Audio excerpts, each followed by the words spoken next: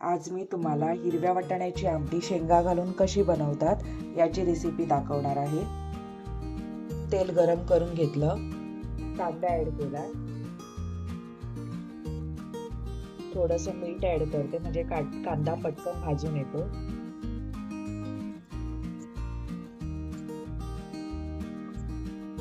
कांदा लालसर झाला, आता मी त्यात टोमॅटो ऍड करते। टोमॅटो मऊ होईपर्यंत परतून घेत राहायचा। यात मी 1 चमचा आला लसूण पेस्ट ऍड करते, थोडीशी कोथिंबीर ऍड करते,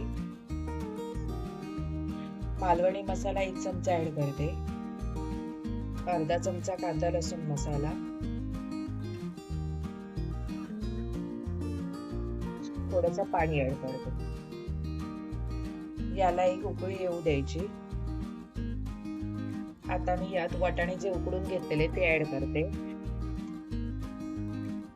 किसलेलं खोबरं थोडंसं टाकते, यात मी उकडून घेतलेला शेंगा ऍड करते, चवीपुरतं मी मीठ ऍड करते। याला आता 2 ते 3 वेळा व्यवस्थित उकळी येऊ द्यायची। इथे हिरव्या वाटाण्याची आमटी बनवून रेडी आहे, बघू शकता। वरून मी थोडीशी कोथिंबीर ऍड करते आणि गॅस बंद करते।